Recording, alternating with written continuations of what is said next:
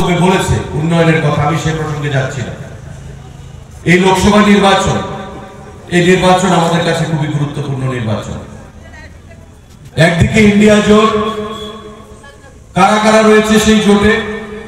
সমস্ত দেশ বিরোধী শক্তিগুলো, দেশদ্রোহী শক্তিগুলো, যারা ওই দুবাইতে বসে ষড়যন্ত্র করছে, আমেরিকাতে বসে মিটিং করছে, পাকিস্তান, চীন, ওই সমস্ত দেশ বিরোধী শক্তিগুলোর সঙ্গে মিশে যারা চেষ্টা চালিয়ে যাচ্ছে ভারতকে কি করে দুর্বল করবে, মোদীজিকে কি করে ক্ষমতা থেকে নামাবে। আরেকদিকে হচ্ছে এমন একটা শক্তি এনডিএ, ন্যাশনাল ডেমোক্রেটিক অ্যালায়েন্স, যে অ্যালায়েন্সের নেতা হচ্ছে আমাদের মোদীজি। ভারতবর্ষকে রাষ্ট্রনায়কদের মধ্যে শুধু নয়, সারা পৃথিবীর রাষ্ট্রনায়কদের মধ্যে একটা স্থান করে নিয়েছেন। আজকে অন্যান্য দেশের রাষ্ট্রনায়ক, রাষ্ট্রপতি, প্রধানমন্ত্রী মোদীজিকে G20-তে পা ছুঁয়ে প্রণাম করে বলছে। আমেরিকার রাষ্ট্রপতি মোদীজিকে মাই বেস্ট ফ্রেন্ড মোদী হিসেবে সম্বোধন করছে।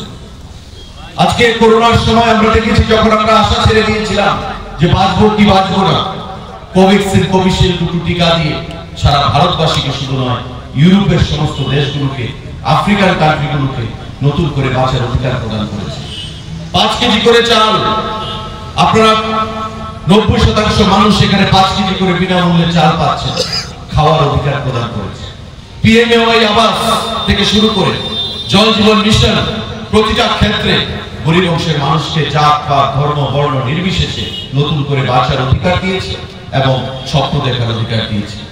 আর অন্যদিকে ইন্ডিয়া জোট, যে জোট শুরু হওয়ার আগে, জন্ম নেওয়ার আগেই ভেঙে গেছে। মমতা ব্যানার্জি বলছেন যে আমি ইন্ডিয়া জোটে থাকবো, কিন্তু পশ্চিমবঙ্গে ইন্ডিয়া জোটের প্রার্থী এখানে হবে না, আমি 42টা আসনে প্রার্থী দেব। রাহুল গান্ধী ইন্ডিয়া জোটের অন্যতম নেতা, কেরালার ওয়েনাদে গিয়ে সেখানে প্রার্থী হয়েছেন।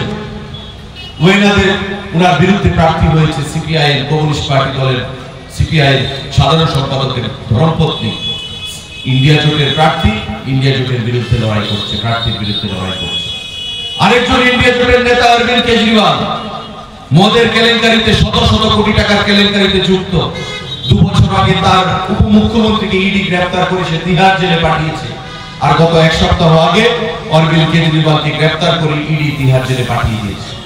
পশ্চিমবাংলার 2 জন মন্ত্রী, পার্থ চট্টোপাধ্যায়কে আপনারা দেখছেন জেলের মধ্যে আজকে 2 বছর, শিক্ষা ক্ষেত্রে কেলেঙ্কারি, কোটি কোটি টাকার কেলেঙ্কারি।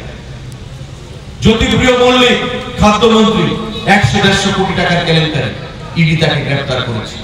আরেকজন মুখ্যমন্ত্রী ঝাড়খণ্ডের হেমন্ত সোরেন, ইডি তাকে গ্রেফতার করেছে, তিহার জেলে পাঠিয়ে দিয়েছে। তো আজকে ইন্ডিয়া জোট মানে দুর্নীতিবাজদের আখড়া, ইন্ডিয়া জোট মানে দেশব্যাপী সমস্ত নেতৃত্বরা তারা জোট করেছে। আর কার বিরুদ্ধে?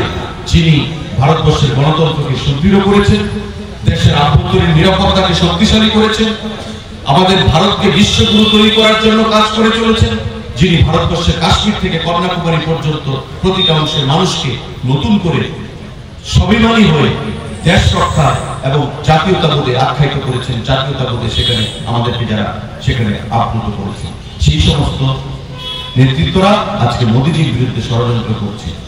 তাই স্বাভাবিকভাবে তৃতীয়বার প্রধানমন্ত্রী হওয়ার জন্য ভারতবর্ষের প্রতিটা অংশের মানুষ স্লোগান তুলেছে যে আপকি বার 400 পার, ফির সে একবার মোদী সরকার।